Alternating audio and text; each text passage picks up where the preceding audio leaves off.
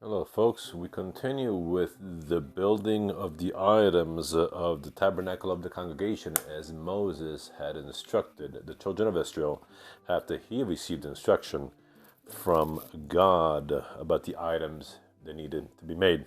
Chapter 37 of Exodus. We're almost at the end, guys. We're almost at the end of Exodus, and then we go into Leviticus. Let's begin.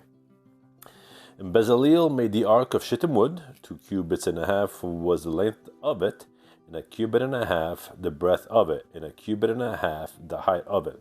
And he overlaid it with pure gold within and without, and made a crown of gold to it round about.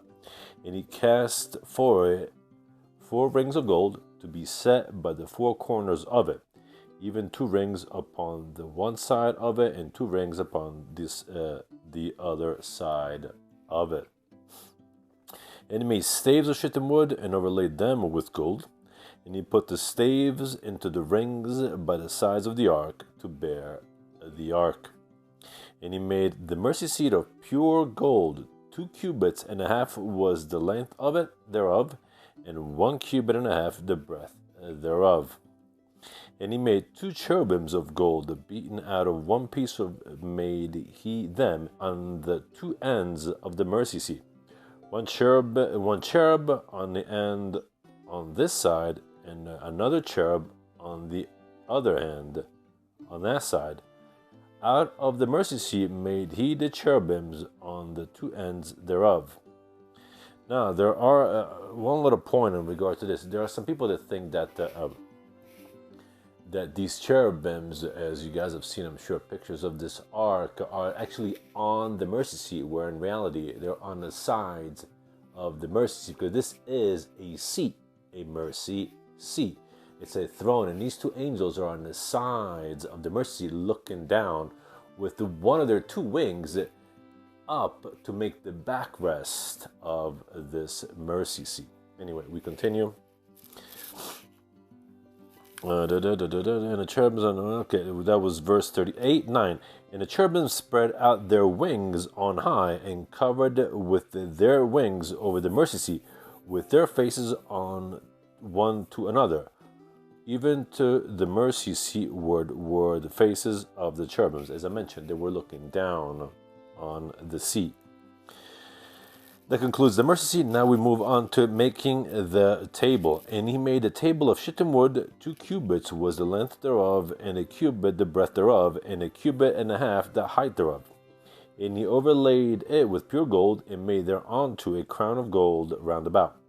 Also he made thereunto a border of an handbreadth round about, and made a crown of gold for the border thereof round about. And he cast for it 4 rings of gold, and put the rings upon the 4 corners that were in the 4 feet thereof. Over against the border were the rings, the places for the staves to bear the table. And he made the staves of shittim wood, and overlaid them with gold to bear the table. And he made the vessels which were upon the table, his dishes, and his spoons, and his bowls, and his covers to cover withal, pure gold. Making of the lampstand. This is the menorah. They call it the lampstand in the King James Bible. Verse 17. And he made the candlestick of pure gold. Of beaten work made he the candlestick. His shaft and his branch, his bowls, his knobs, and his flowers were of the same. And 6 branches going out of the sides thereof, 3 branches of the candlestick out of the one side thereof, and 3 branches of the candlestick out of the other side thereof. 3 bowls made after the fashion of almonds in one branch, a knop and a flower, and 3 bowls made like almonds in another branch, a knop and a flower. So throughout the 6 branches going out of the candlestick. And in the candlestick were 4 bowls made like almonds, his knops and his flowers, and a knop on the 2 branches of the same, and a knop on the 2 branches of the same, and a knop on the 2 branches of the same, according to the 6 branches going out of it. Their knops and their branches were of the same. All of it was one beaten work of pure gold. And he made his 7 lamps, and his snuffers, and his snuff dishes of pure gold. Of a talent of pure gold made he it and all the vessels thereof. But this thing didn't have staves or rings with staves to carry this thing. I guess it was heavy, yes, but not so heavy that people couldn't just carry it without staves.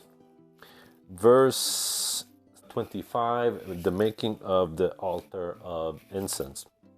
And he made this incense altar of shittim wood. The length of it was a cubit, and the breadth of it a cubit.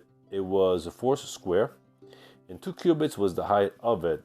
The horns thereof were of the same. This thing also was made of pure gold. And he overlaid it with pure gold, both the top of it and the sides thereof, round about. And the horns of it also he made unto it a crown of gold round about. So that I guess all the pieces of furniture look about the same. And he made 2 rings of gold for it under the crown thereof by the 2 corners of it, upon the 2 sides thereof, to be places for the staves to bear it withal. And he made the staves of shittim wood, and overlaid them with gold. And he made the holy anointing oil, and the pure incense of sweet spices, according to the work of the apothecary. And that, brothers and sisters, concludes chapter 37 of Exodus. We're almost done. We're almost done with Exodus. There isn't a whole lot left to talk about in terms of what needs to be made, and then eventually they're going to erect this thing. As always, if you have any questions, feel free to leave them in the comment section below, and I will see you next time. Peace of the Lord be with you, and shalom.